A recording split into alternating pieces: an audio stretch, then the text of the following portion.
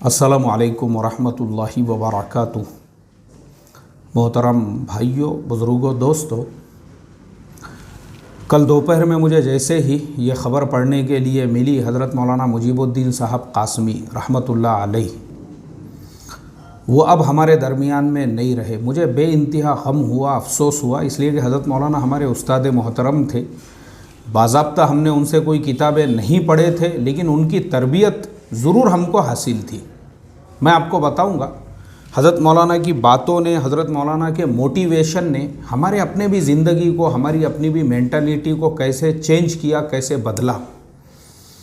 और ये बड़े दुख की बात इसलिए भी है कि गुज़िश्ता 2 हफ़्तों में हमने 2 बड़े अकाबिर को खोया। हज़रत मौलाना अब्दुल हमीद साहब अज़हरी रहमतुल्लाह अलैह, हज़रत मौलाना अब्दुल रशीद साहब दौंड रहमतुल्लाह अलैह, और अब ये हज़रत मौलाना मुजीबुद्दीन साहब क़ासमी रहमतुल्लाह अलैह की इंतकाल की ख़बर जब मिली ना, मुझे बेहद अफसोस। मैंने देखो इन लोगों के भी हालात जब बयान किया था, उसमें एक बात ख़ास तौर पे मैंने कहा था कि देखो मरने वाले तो बहुत हैं और रोज़ाना मरने की ख़बरें हमको मिलते रहती है, लेकिन कुछ लोग होते हैं जिनके लिए दिल में जगह भी होती है और उनके वो कारहाय नुमायाँ भी होते हैं, जिसकी वजह से इंसान मजबूर होता है उनके मरने पे, रोने पर, गम करने पर, अफसोस करने पर। जैसे मैंने हज़रत मौलाना अब्दुल हमीद साहब के हालात ज़िंदगी में भी बताया था कि इतने बुढ़ापे के अंदर भी दूर दूर के सफ़र करते थे, सिर्फ़ कौम व मिल्लत के दर्द में, और इज्तिमाइयत के लिए उन्होंने जो कोशिशें की, तमाम मसालिक को एक प्लेटफॉर्म पे लाने के लिए, और हमारे जो बिरादरान वतन में दलित समाज है उसको मुसलमानों के करीब करके और दोनों की ताकत को बढ़ाने के लिए उनका वो कारहाय नुमाया जो है, वाक़ई में भी अफसोस होता है ना ऐसे लोगों के जाने पर। इसी तरह से मैंने मौलाना अब्दुल रशीद साहब दौंड के हालात ज़िंदगी में भी बताया था कि हज़रत मौलाना अब्दुल रशीद साहब दौंड का एक सबसे बड़ा कारनामा ये, अपना वतन छोड़ के किसी और बस्ती, किसी और शहर के अंदर एक छोटे से मकतब से शुरुआत की और उस मदरसे को दौरे हदीस तक लेकर गए, और वहाँ पे स्कूल और कॉलेजेस की आपने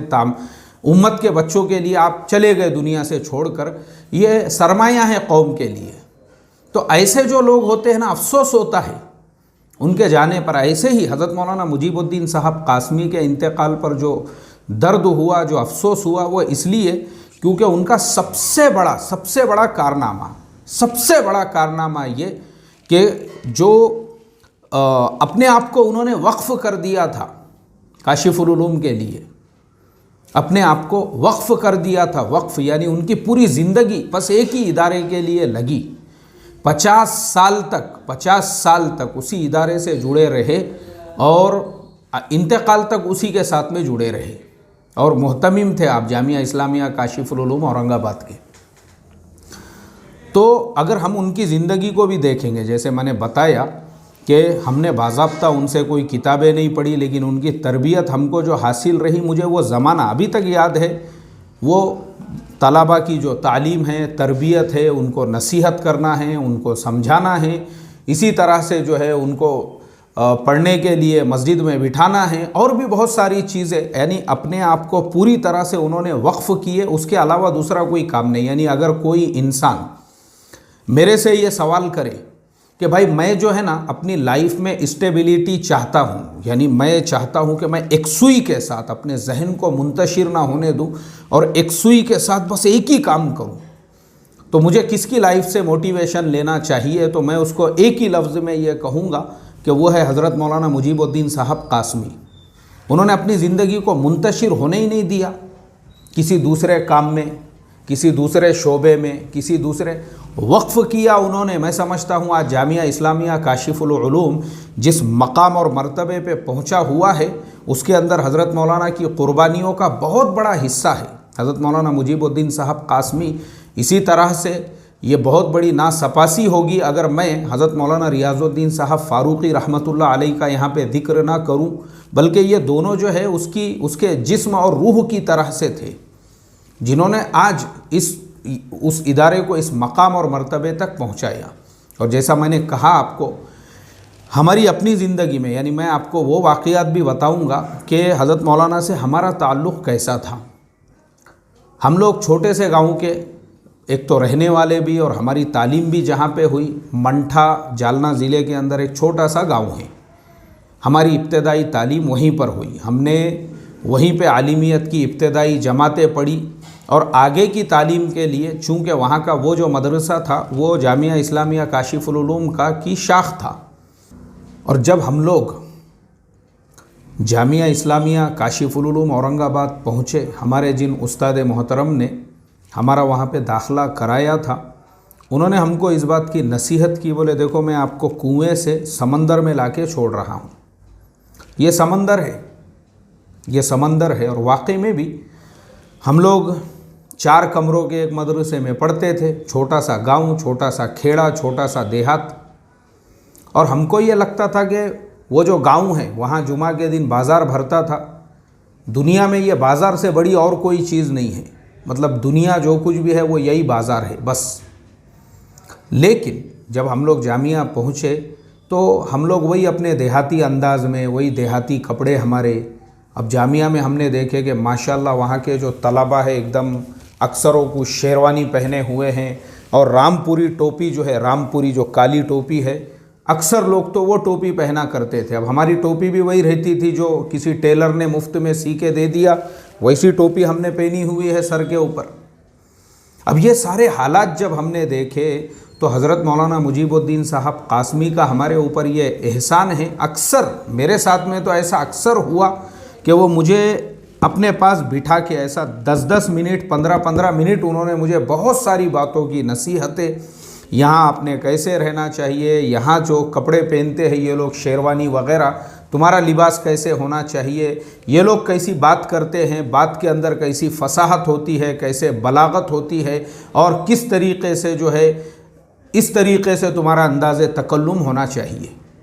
بہت ساری باتیں حضرت مولانا مجیب الدین صاحب قاسمی کی مجھے یاد ہے، ان کی تنبیہ اور ان کا تربیت کرنا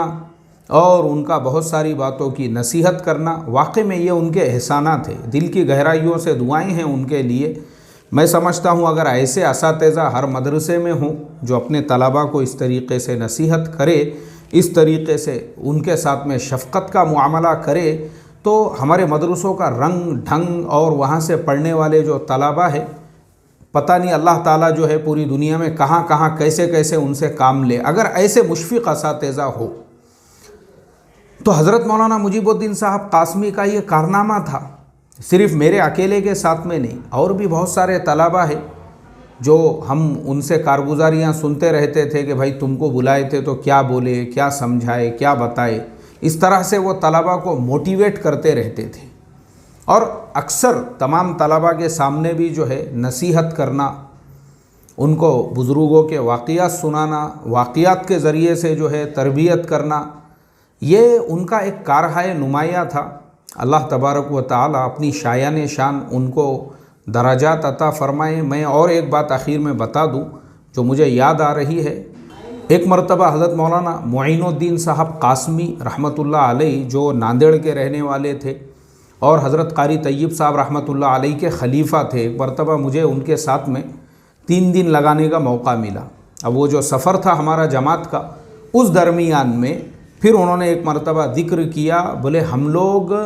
میں اور مولانا مجیب الدین صاحب قاسمی، ہم 2 ایسے پہلے مراٹھواڑہ کے طالب علم تھے جن کو پربھنی کے جو قطنی صاحب ہے انہوں نے ابتدائی کتابیں پڑھائی، اور اس کے بعد ہم لوگوں کو دارالعلوم دیوبند لے جا کر انہوں نے ہمارا داخلہ کرایا۔ اس کے بعد ان لوگوں کی پوری تعلیم وہیں ہوئی، اور وہیں سے یہ دونوں فارغ تھے، دونوں ایک دوسرے کے ساتھی تھے، دونوں ایک دوسرے کے دوست تھے۔ یہ میں نے خود مولانا معین الدین صاحب کی صحبت میں رہ کر سنا ہوں۔ پھر اور بھی بہت ساری باتیں وہ بتاتے تھے، کیونکہ بعد میں ان کو حضرت قاری طیب صاحب رحمۃ اللہ علیہ سے خلافت بھی ملی تھی۔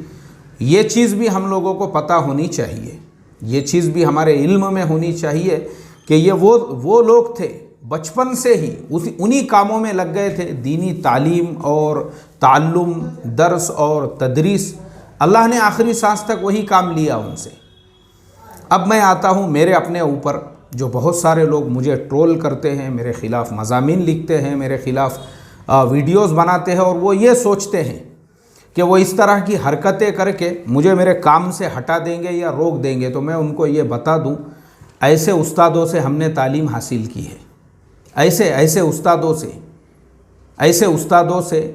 जिन्होंने अपनी लाइन आखिरी सांस तक छोड़े नहीं, तो हम कैसे छोड़ सकते हैं भाई।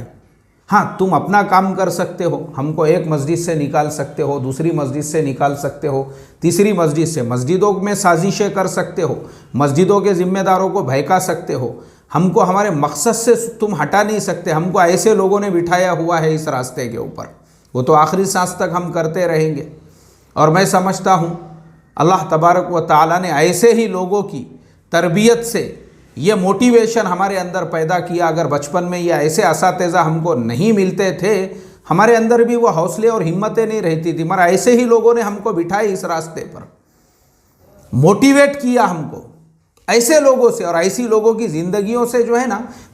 एक और जोश पैदा होता है कि हमने उन उस्तादों से तरबियत हासिल की है 50 साल तक, जिन्होंने एक ही इदारे के एहतमाम की ज़िम्मेदारी को अदा किया, तो हम क्यों नहीं करेंगे। आखिरी सांस तक करते रहेंगे इंशाअल्लाह, और हमारे असातिज़ा के नाम को रोशन करेंगे और हमारे असातिज़ा के मिशन को पूरा करेंगे इंशाअल्लाह। भले तुमको जो करना है तुम कर सकते हो, मशवरे कर सकते हो, इमामतों से हटा सकते हो, साजिशें कर सकते हो, तुम तुम्हारा काम करते रहो, हम हमारा काम करते रहेंगे आखिरी सांस तक इंशाअल्लाह।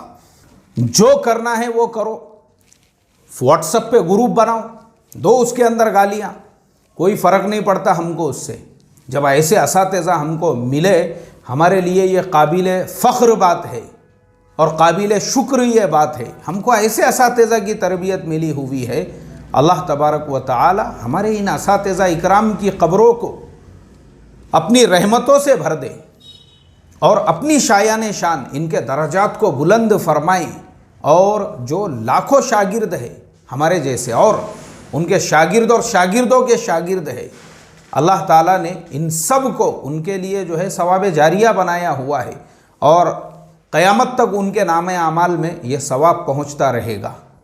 अल्लाह ताला हज़रत मौलाना मुजीबुद्दीन साहब कासमी के दराजात को बुलंद फरमाएँ। उनके अहलो अयाल को, औलाद तो उनकी कोई थी नहीं, जितना मेरे इल्म में है, मैं जब पढ़ता था तब तक तो नहीं थी, उसके बाद पता नहीं है, लेकिन अल्लाह तबारक व तआला जो भी उनके अइज़ा है, अक़रबा है, रिश्तेदार है, उनको सब्र जमील की तौफ़ीक़ अता फ़रमाई। अस्सलामु अलैकुम व रहमतुल्लाहि व बरकातुहू।